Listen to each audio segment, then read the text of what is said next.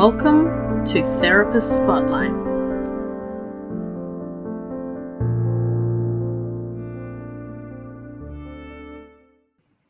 Hello everybody and welcome to Ange's Therapist Spotlight, the podcast where we aim to showcase our wonderful members to the wider community. I'm your host Joshua Brooks, and with us today is the lovely Abbey Curtis from Abbey Nutrition. She is a clinical nutritionist and has a legit Instagram page, so it's going to be awesome to talk about this. Abby, how are you going today? I'm great, thank you. How are you? I'm not too bad. So, first question, what got you into natural therapies? I find that a hard question to answer because when I was reflecting on it, I think I've been practicing natural therapies from a very young age. So I'm only 22, but probably from the age of 10, I've been faced with quite significant health conditions where without knowing, I subconsciously healed myself through like food and exercise and sunlight and stress management. And then I guess my actual involvement was when I graduated high school and I realized that I could actually make it my job. And I studied nutritional and dietetic medicine at Endeavour College. And then from there, I've just, begun my own practice and here I am. Yeah, wonderful. And so, big question, since you're a nutritionist, what's your favorite food? I'd have to say peanut butter. Really? Is that a food or like a condiment? Well, I don't know. I think so why peanut butter? Because it just hits the spot. It's like salty and it's filling and it's a bit sweet if you have it with banana and things like that. It's very versatile. It's great. It's my little guilty pleasure. I love spooning it out of the jar. Fantastic. I do it. Yeah. And so why clinical nutrition and dietetics? What made you really want to get into diet and nutrition and that kind of thing?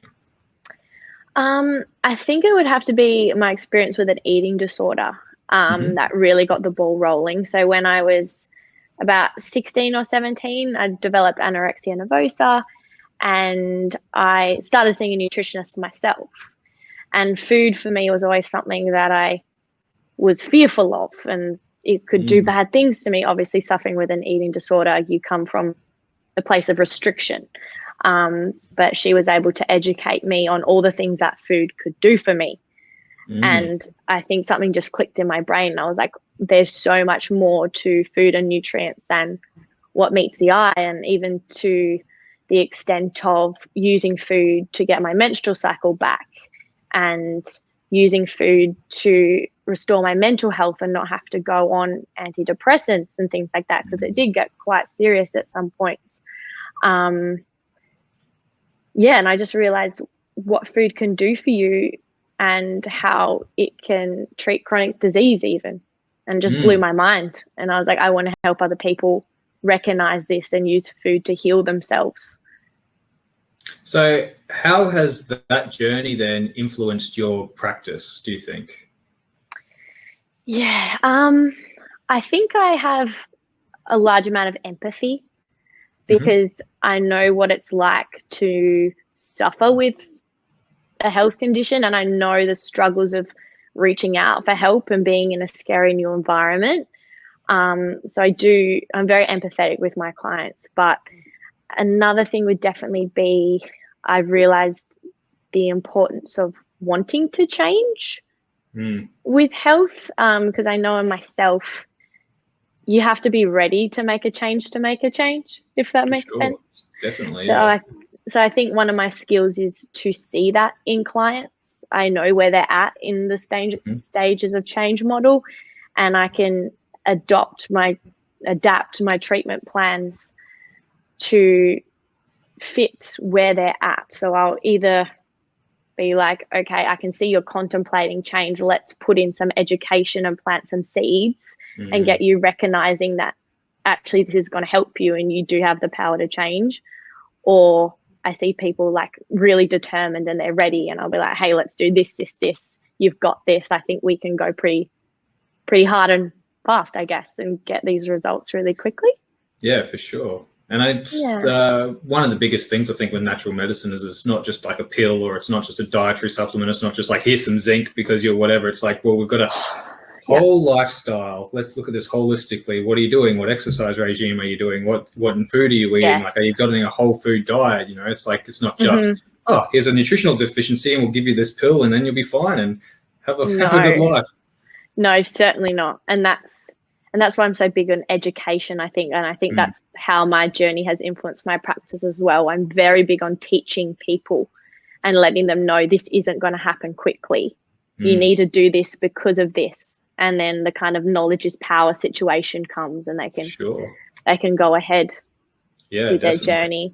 Yeah. And it's one of the best things, hey, when you teach someone, they can actually grab hold of their health. They can actually take control of their biology. You know, they can control what they're eating, what they're doing, and everything like that. And that will have such a profound effect on the way they show up and the way they project and the way they shine their light through the world. It's quite amazing. Definitely. And when you hear them say that they've been telling their friends and family, they're like, oh, I told my friends that this and this, like, you can actually have bread, etc., and you'll be okay, and the B vitamins are beneficial for energy production.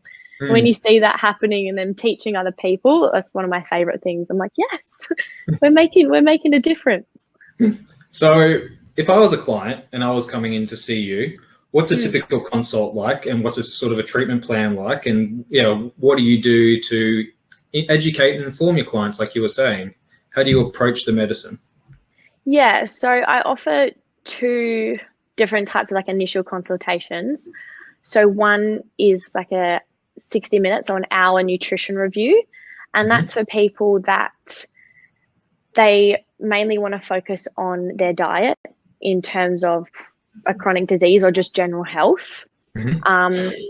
But I also offer a 90-minute holistic health review.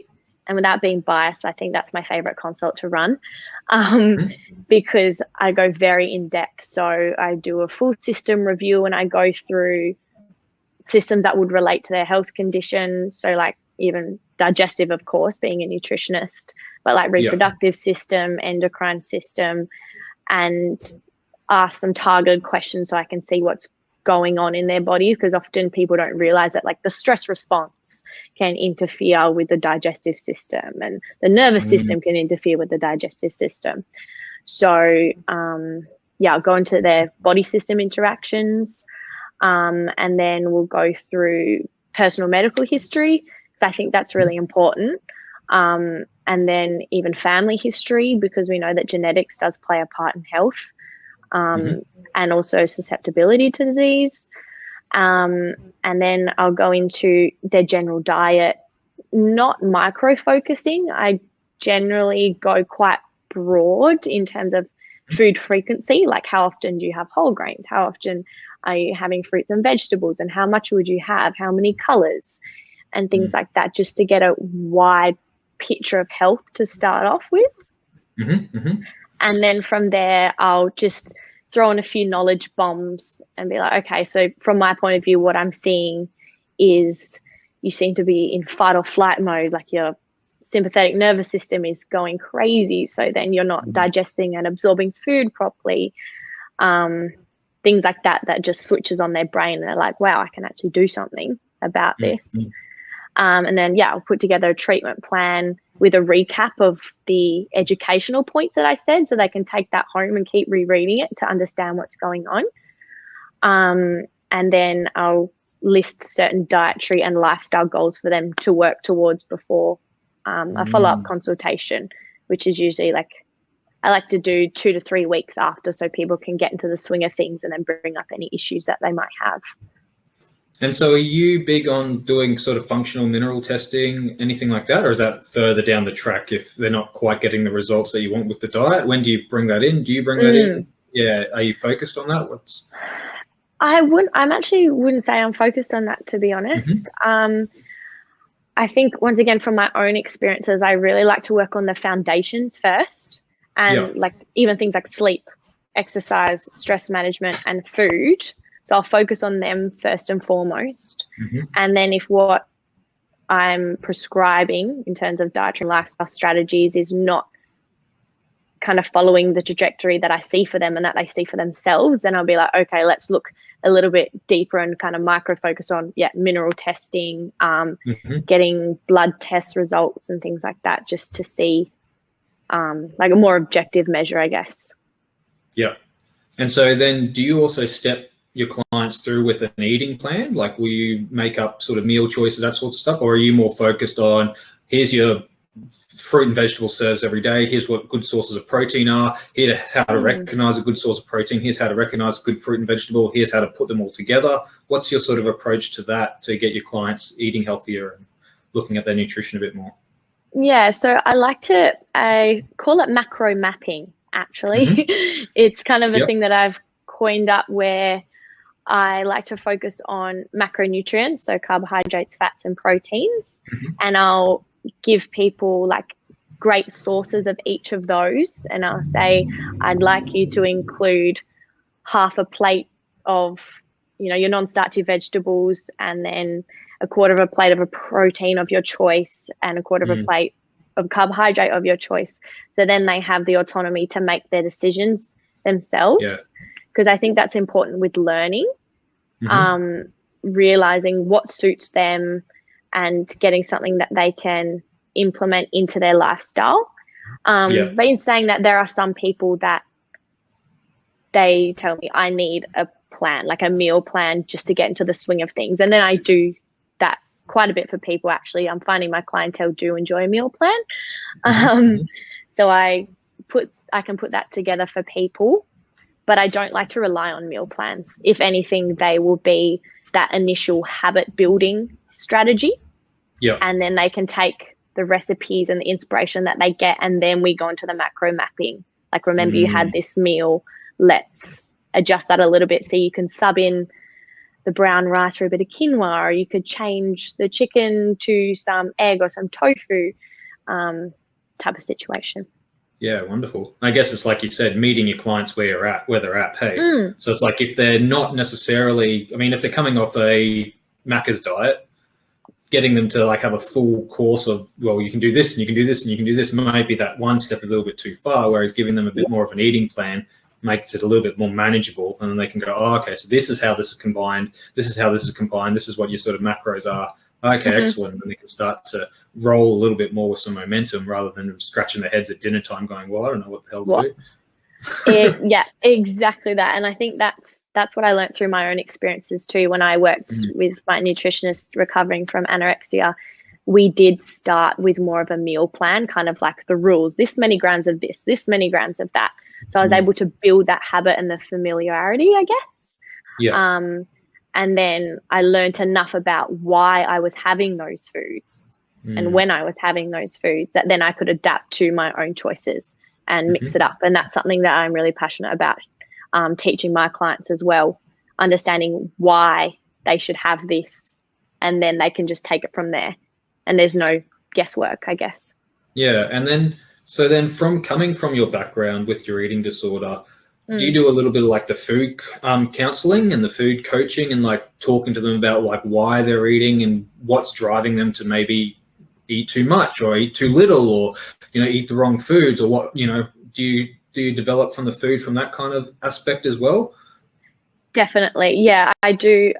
I definitely like to understand my clients' food behaviors. Yeah. And I like to communicate to them that guilt isn't something that you should be feeling for any of your actions. I feel like there's always reasonings for it. Like overeating. I'm like, well, obviously you're working a high stress job or something, or you might be over exercising, and you're overeating at nighttime is a common situation because you haven't been fueling your body adequately during the day. So don't be hard on yourself. There's a reason why you have that behavior. Let's work on preventing it by consistent fueling, for example. So yeah, definitely. I love the psychology behind eating. That's something that I'm really interested in, because thoughts dictate behaviors. So I like to look at the thought behind things for long-term strategies. Yeah, wonderful. And so what do you find with people with food intolerances and stuff like that? Do you have many of those clients coming through, and like how do you approach that with a few of your different clients? Yeah, I definitely have had a lot of people come through with food intolerances and kind of widespread intolerance too. Before my consults, I send out a food diary. So people fill out a 5 to 7 day food diary with symptoms they're experiencing. And more often than not, there's not really a clear correlation. So how I usually approach that is going back to the review of systems. Yeah. And I like to teach like a bucket analogy. The fact that intolerances, it might not be the food that's the issue. It's your digestive system and its response to the food that's the issue. So the food intolerance is like the bucket overflowing, filling with water and then overflowing. So there's lots of things that can go into the bucket. It can be, high stress. It can be environmental toxins even. It can be impaired sleep, which changes your hunger hormones. And then I kind of heal it from a body system perspective. And I've had a lot of success with that, actually. People come back 3 weeks later and they're like, wow, like I understand the bucket. I didn't overdo it with the slight allergens like gluten or dairy. And then I was able to tolerate it when I went out for dinner that night. And they're like, oh, I realized that the day that I had a really big bloating episode after having pasta for dinner was because I was really stressed and I didn't get enough sleep. Yeah. So that's been something that's been really cool to see, because often they do come with prior testing. I can't eat this. I can't eat that. I can't eat this. I'm like, it's not the food that's the issue. Maybe we need to look a little bit deeper what's going on in your gut. Why is it responding to the food in that way? And so how do you approach that then? Like if they do have something that seems with the problem with the gut, would you go straight to sort of fermented foods, or would you look at like maybe, doing some form of probiotic, prebiotic? What's your sort of, I mean, of course, everyone's different, but so what's your sort of general thought process behind that kind of thing if people come in with those sorts of maybe gut issues, getting digestion back online? Yeah, I always like to go to the stress response first and foremost. I am so fascinated by how that affects everything. So stress management is a big thing to kind of reduce the fight or flight and promote the rest and digest. So there's not that kind of fight reaction to foods that you're having, I guess. So things like even breath work before meals. So inhaling for 5 seconds, exhaling for 6 or 7 to kind of bring your body into the parasympathetic state before eating. Things like sleep hygiene to optimize the quality of your sleep. So you're putting yourself in a good point to take on your day and you're not in that stress mode because you're lacking sleep. Exercise as well for stress management. Not overdoing exercise too. That's something that I've seen a lot. Like high intensity interval training, doing that 5 times a week. You're putting your body in that sympathetic nervous system state. You're rushing your food. You're eating in front of the telly. You're eating on the go. So that's kind of the first thing that I look at. Yep, wonderful. Because of course it just whacks your hormones as well, doesn't it? It just smashes adrenals, cortisol, all that sorts of stuff. Just like Yes. Like gastric transit time too. Like they got loose bowel motions or they're constipated. It's because your brain is really struggling to connect with your digestive system and send those messages and regulate. If you're like this all the time, what is your gut gonna be like? It's gonna mimic that. And then I will go into fermented foods, not heaps actually, with the practice that I've had so far, just because I like to know if there's like imbalancing gut bacteria beforehand. So I'll give it a little bit of time, because we know that fermented foods, if you do have an overgrowth of bacteria, that's going to cause that excess gas production and could result in negative symptoms. What I do like to do is supplement with anti-inflammatories. So things like turmeric and also like psyllium husk. Big fan of psyllium husk and partially hydrolyzed guar gum. soluble fibers like chia seeds, just to kind of build the good. And then once I feel like that foundation has been built, then I'll probably introduce some more fermented foods. So you've got the good guys to do the fermenting, if that makes sense. Definitely. And definitely. zinc and glutamine as well. We love that. Yeah, they're all great. And like, what's your stance on sort of like bone broths and that sort of stuff and collagen and that? Do you try and get your clients to do more of that kind of thing as well, or is that again sort of fermented foods a bit later on, seeing how they're going, seeing what their symptoms are? Yeah, I'd probably do that a little bit later, I think. In terms of collagen, I have been doing a bit of research into that recently, and I tend to go for more of when they have a bigger base of evidence, I believe. Like collagen, I'd maybe put in as an additional, this could help you, but I wouldn't solve any problems with a collagen supplement. For sure. Yeah, that's a hard one to answer, because they're definitely beneficial, and I know their place, but they would be towards the end of the line when you've got a great foundation as an additional like push towards optimal. Going back to like the McDonald's diet situation, if someone came to me, I wouldn't be like, have collagen. I'd be like, let's fix what's going on. For sure, definitely. In the beginning. It's all that holistic mapping. It's sort of where you can fit to them and where you can get to them. And I know that there are some like weirder sort of dietary things that I explore, because it's like, that it's probably a bit too much for certain people when they're, like you said, you've got to meet the client where they're at, right? Definitely. And I do like to, as part of the education, I don't want to then give them something like that might be like, they might view it as a fix, like have collagen, this will fix. I want to be like, no, that's not going to happen. It's a journey, and we need to heal from the inside out. And when we get that done, we introduce the splashes of goodness. Yeah, for sure. I see also from your Instagram, you've got quite a fair bit of personal training type of stuff that goes on up there. So, and it seems that like the diet and the exercises really goes together through your whole philosophy. So can you talk about a little bit like that? Are you a personal trainer? Do you prescribe different exercises to your clients or different workout routines to come with this holistic lifestyle? Yeah. So like, how do you approach that? Yeah. I'm not a personal trainer. I am a Pilates and Barre and TRX instructor. So I've got those qualifications. Cool. But I haven't done my Cert 3 and 4 in fitness yet. It's definitely on my radar, most definitely, when I get the time.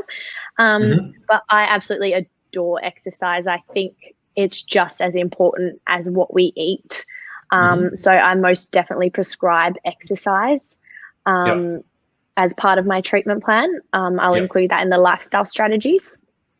So on my Instagram, as you mentioned, I do have a lot of workouts down towards the bottom, because my Instagram did start as a fitness page when I was about 18. And now it's morphed into more of a business page for my nutrition. But I will often send clients workouts from my page to implement into their weekly routine that I think would suit them and their level and where they're at. I also bring quite a few of my nutrition clients to my studio that I teach Pilates at, if they're local, of course. But in the back of my mind, I am hoping to incorporate kind of a more in-house exercise nutrition type of vibe, where I can give people both services in the one location. So that's the goal. That's the dream. Yeah, wonderful. That's awesome. That's really good. 'Cause, then again, it cultivates that holistic lifestyle. Like it's so interesting. Like for me personally, my sort of journey was a bit the opposite way. I was always like, oh no, I can out train a bad diet. I don't have to, it doesn't matter. It didn't work so well. You hear that a lot. It is, nutrition is the foundation, and you got to go back to that. Oh yeah, I learned that lesson quite roughly. And so you're also saying like with do you try and take your clients through some breath work as well, like you were saying, and meditation techniques to try and reduce that stress? Like, what kind of breath work and meditation stuff do you like to do, or do you like to prescribe?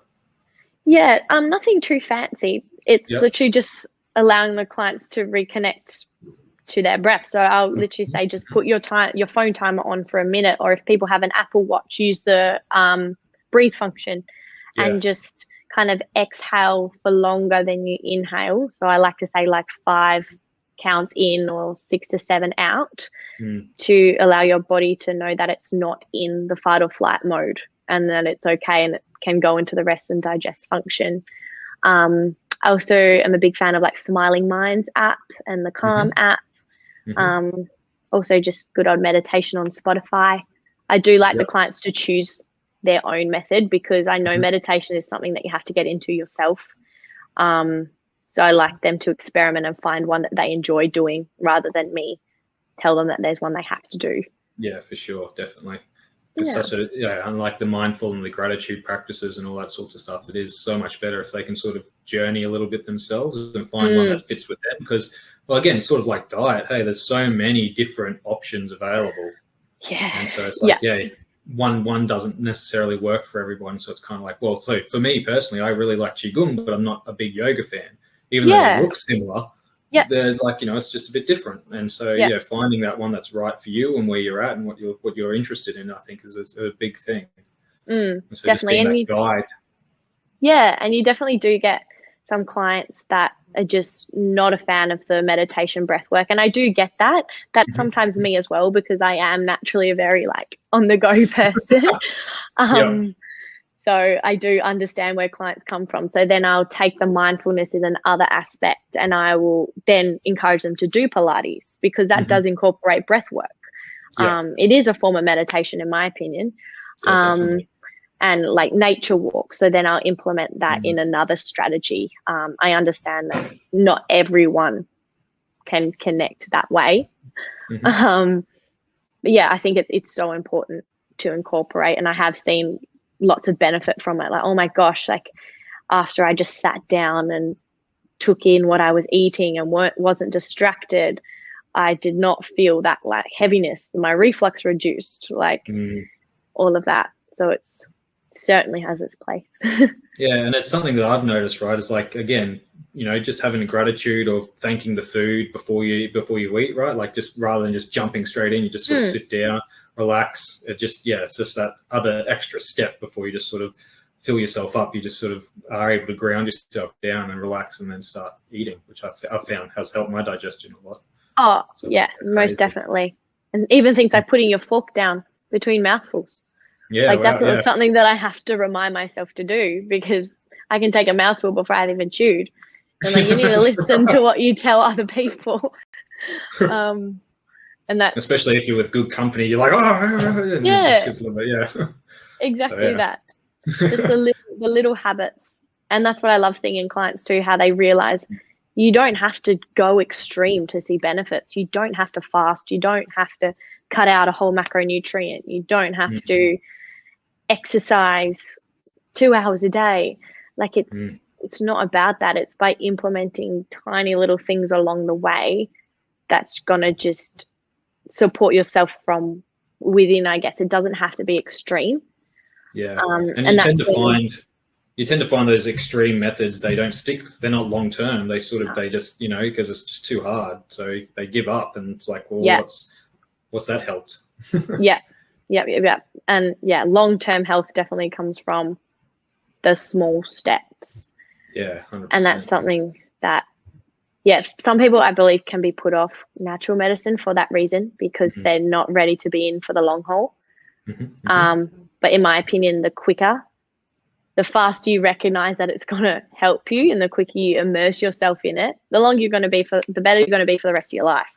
The longer you put it off, you're going to find yourself always coming back to it, whether or not it's now or 20 years you see a natural medicine practitioner, you're going to end up here. That's what I think. You're going to end up with us.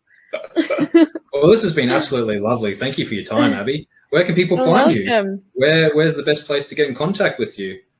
Yeah, so I have my Instagram, of course. It's @AbbeyRenee_nutrition.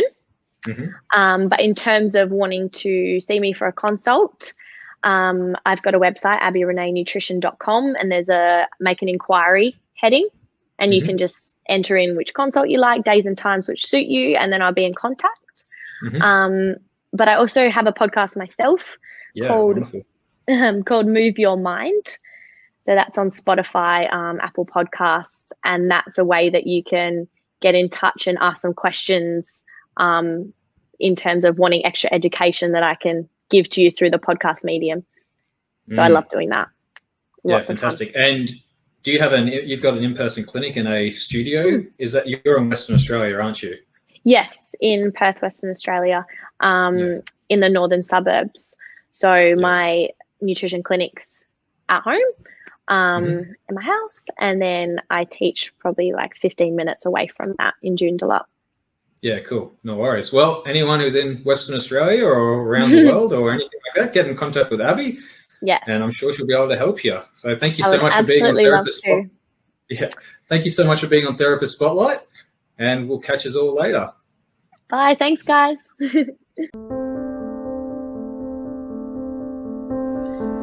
Thank you for listening to Therapist Spotlight. If you would like to know more about ANTA, visit us at www.anta.com.au.